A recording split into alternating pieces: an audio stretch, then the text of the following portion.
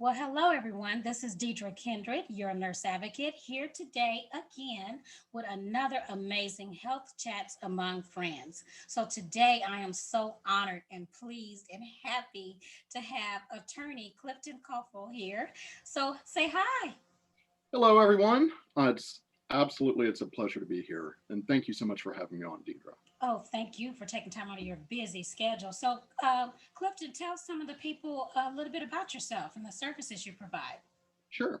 So I am a licensed Texas attorney, and we have offices in Fort Worth, Plano, and San Angelo. And what we do is we focus on the entire spectrum of elder care needs. And so we're actually very close and parallel to what you're doing with your nurse advocates. And the reason why is that you're looking at trying to understand and navigate the healthcare system, and you know how time consuming and stressful that can be. Well, we as a team focus on navigating the legal system and know how time consuming and stressful that can be. And so while you're trying to help people make better healthcare care decisions, what we're trying to do is understand where they're at, where they want to be, and then find a pathway to be able to give people peace of mind. That is so amazingly awesome. It's so nice to have other resource partners that have the same mission and goal. So tell us a little bit about why you got into your prospective field. Well, it all boils down to at the end of the day, we are here to help people navigate an area that has a lot of misunderstandings. And there's a lot of people that just don't understand the pathways to navigate to ensure that they have what they desire. And a lot of times, what they're desiring is either to set forth for taking care of themselves, or to take care of the next generation, or to take care of causes that they care about. But throughout the process, what I want to do is to focus on how we can meet needs. And at the end of the day, same thing that you're doing. If they can go to bed and sleep soundly at night, knowing this is something they don't have to worry about, then I've done my job. That's awesome. I mean, I just love your spirit and your character about that because healthcare and legal get a bad rap. I just really think they get a bad rap, and it's a struggle sometimes to, you know, let people know that you're really trying to help them, and they come in all skeptical. Do you get that? We do.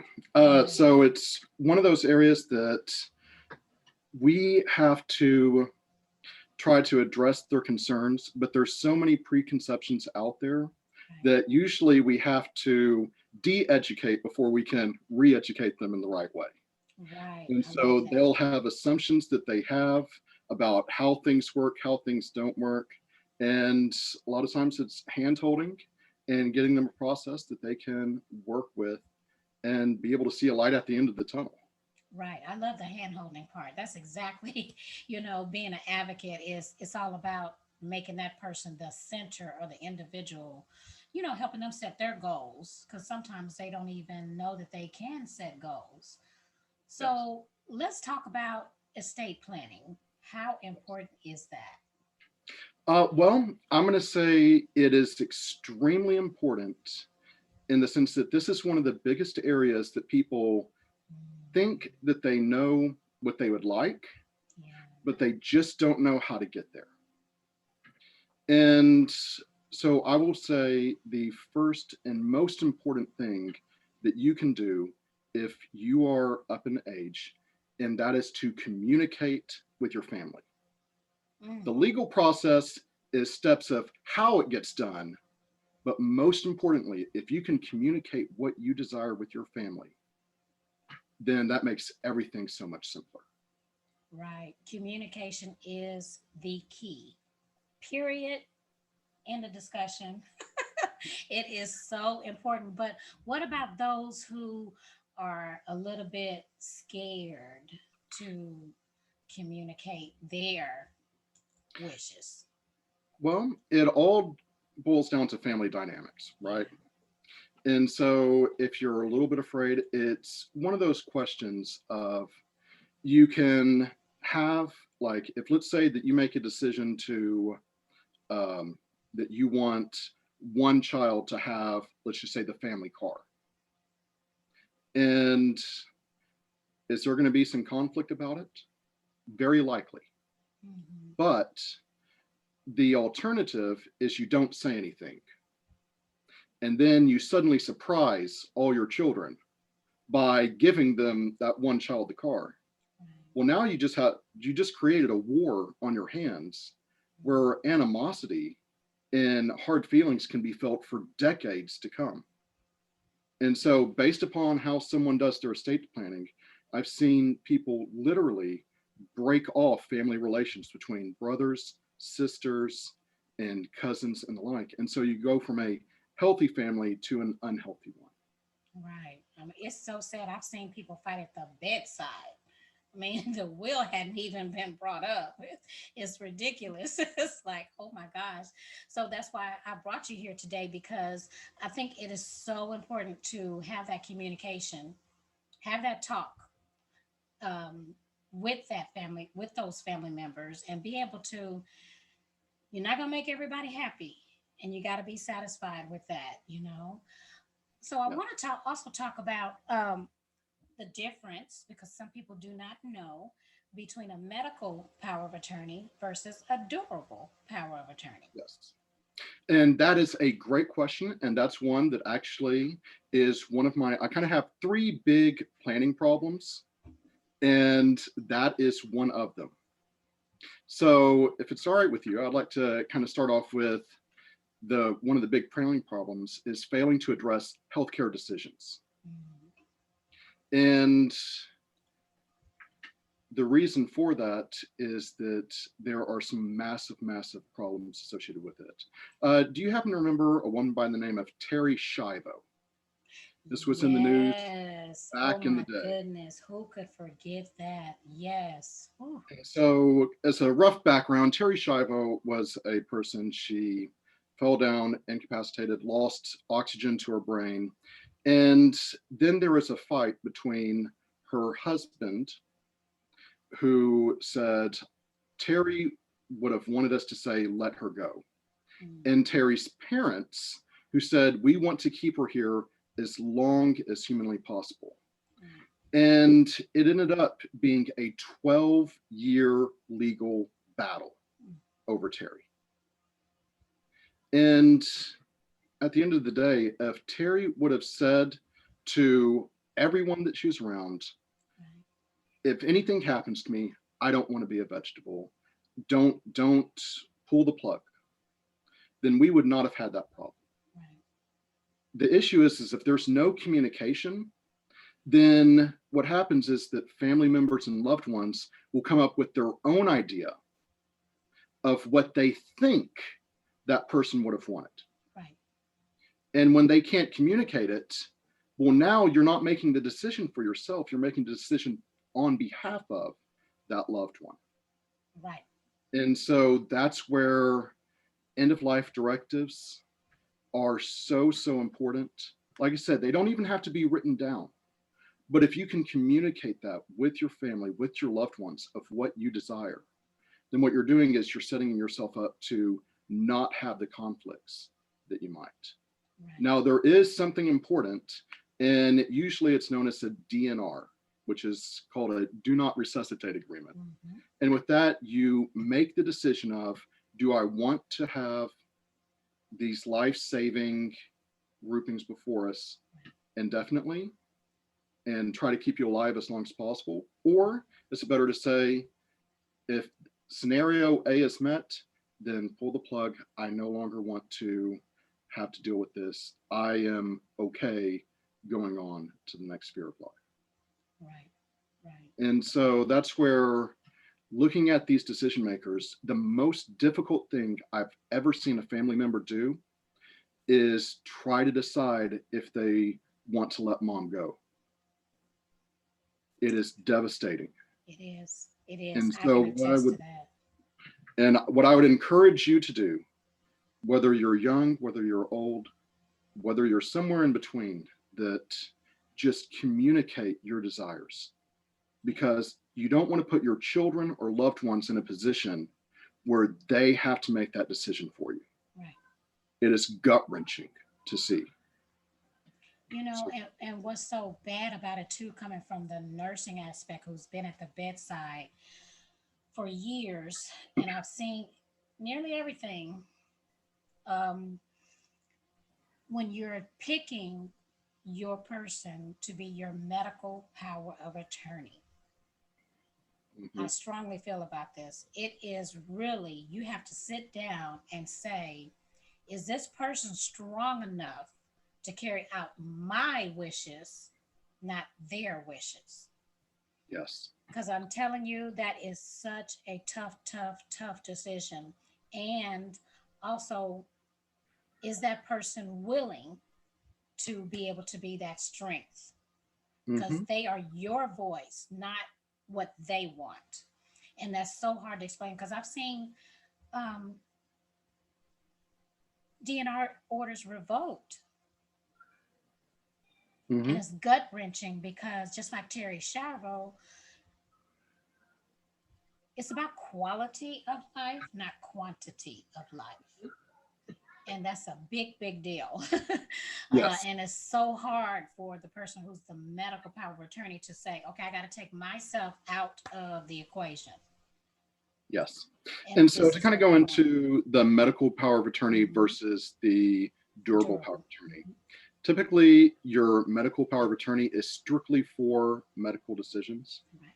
And it is one of them that allows you, it can be what's called a springing power of attorney, which means it only becomes activated once that person is deemed incapacitated by a doctor, Right. or it can be an immediate power of attorney, at which time someone can act on your behalf. Right. But what a power of attorney is the ability to act on behalf of someone else. And what you're saying is absolutely correct, Deidre, that you have to then put yourself into that person's shoes. And so it's not about what you desire, but it's about what that person would have said if they had been here. Right. And so a durable power of attorney, on the other hand, can encompass a lot of other areas. So it can include your finances, it can include medical side as well. So it's not limited, and is allows you to do things like set up bank accounts to be able to create whatever they need to sign documents, to work with things in a way that you are acting in their capacity as a person. Right. And you don't have to have the same person unless you got an only child. um, Uh, Even then, I've seen a lot of times that people will say that they don't want their parents to, I'm sorry, they don't want their children to make all the decisions. And so right. they may have, I've seen it especially with veterans, that Mm-hmm. they will have, excuse me, they'll have a war buddy that was with them in service, and they take care of each other for those medical That's decisions. awesome. You know what? That's so funny because I used to make a joke when I worked in CVICU at one of the hospitals, and we had such a close group of nurses. I mean, we saw things that could cause PTSD, right? And Mhm. we had said that we were going to create, I had made a joke that we were going to create a medical power of attorney party. I was going to have a medical power of attorney, and I was going to have us nurses like, okay, you know what I want. You are strong enough to follow my wishes. I want you to be my medical power of attorney. I mean, because we've seen so much with, wow. So that's great to know that veterans, it's like a buddy because my wife or my husband may not be strong enough when it comes to that time. Yes. And, every family dynamic is different. Mm, Every friendship dynamic is different. right. Every loved one dynamic is different. And so that's what you have to do, is to not only look at things from today's perspective, but also 5, 10, 20 years out. Right. And that's very, very important, because it's one of those things of what I would encourage people to remember is that it's not about right now. This is a document that's going to be used in the future. And so in the future, the document, or what happens to you, may be forced upon you, and you no longer have the ability to give the input that you would desire. Mm-hmm. Right now, when you are healthy, you're of sound mind, Right. you are able to make those decisions. And That so is let them be key. known. That is key. That is key. But it's hard because so many people don't want to have the talk. I did quotations mark the talk.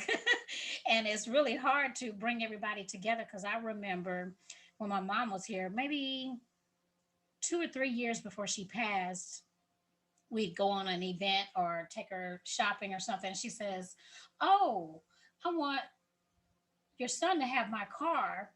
I'm like, "Mom, I don't want to talk about that. We're not talking about that." I even avoided the conversation.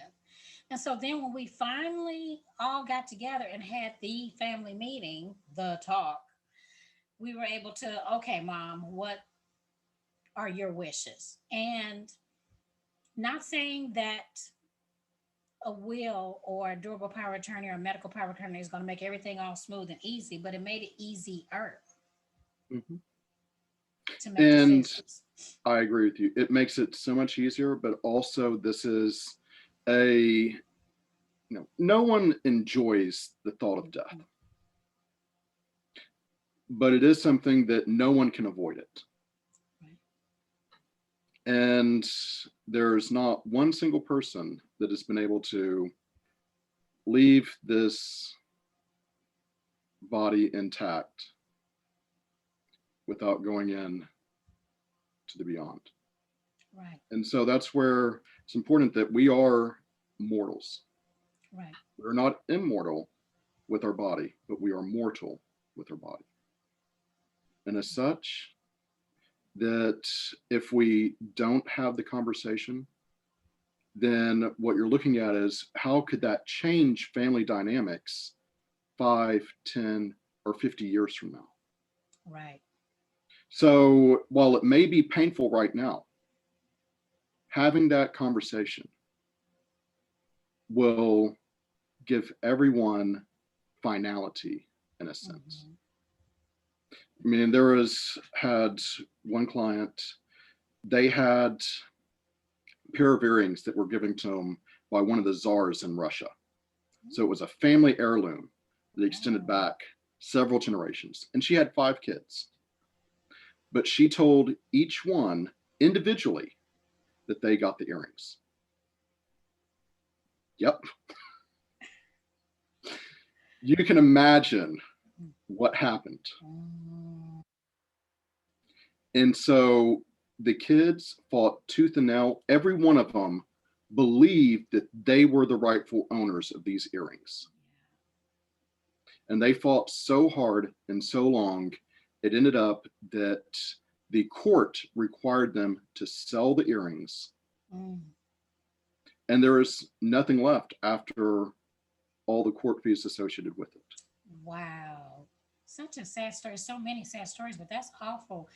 It sounds like she didn't want to say no to anybody. She didn't want to hurt their feelings while she was That's right. here.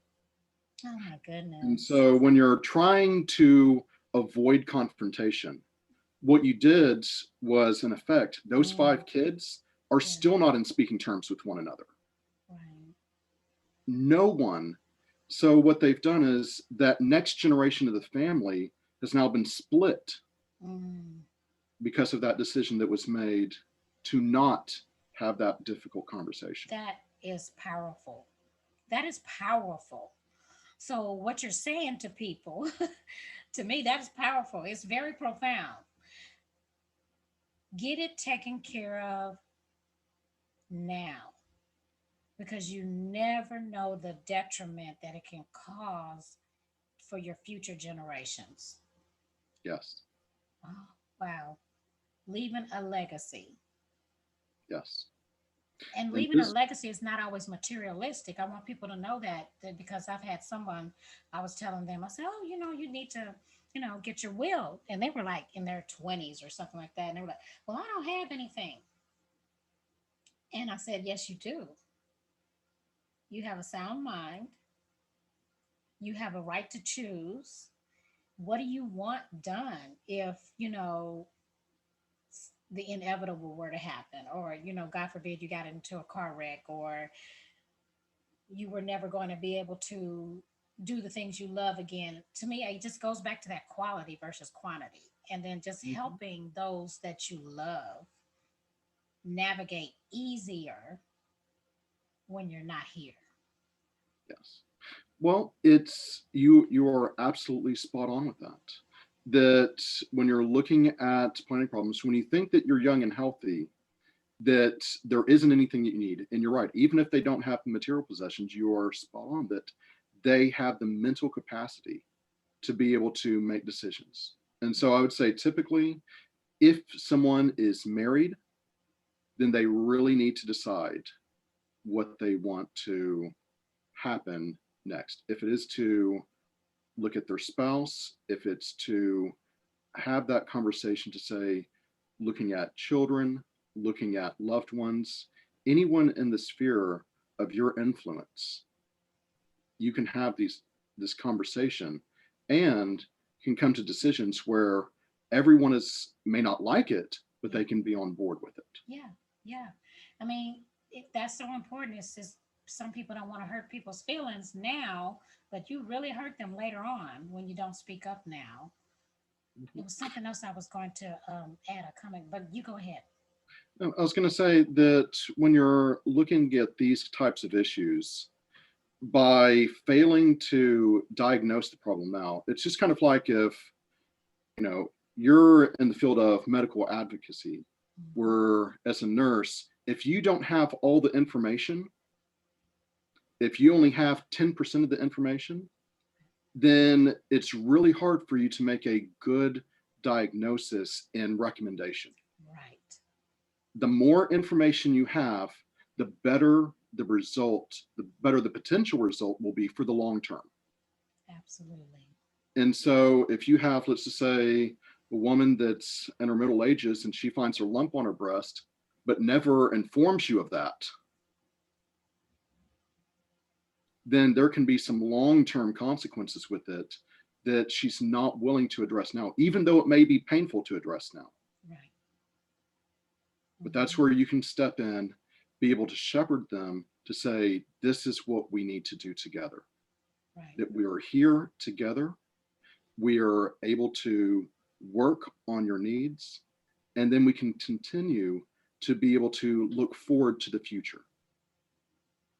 And so there Amen. may be bumps along the roads, there may be some very serious dips in the Hmm. road, Hmm. but it's important to remember that we're in it together.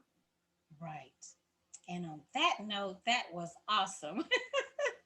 So, if someone wanted to get in touch with you and ask you some questions about medical power of attorneys, durable power of attorneys, wills, HIPAA release forms, what is the best way for them to get in contact with you? So we have two things. First, we have the website, which is cclawtexas.com, or our 1-800 number is 1-888-353-3703. Awesome. And so we would love to be able to chat with individuals. But at the end of the day, it's when you're looking at legal things, having that communication with your family is what's going to make the true difference. And so, Absolutely. but I appreciate being able to chat with you, Deidre. Absolutely love our time together. And thank you so much for having me on today. Me too. Oh, it was so informative. I hated to end. Well, thank you. We'll have to have you back on another topic, maybe.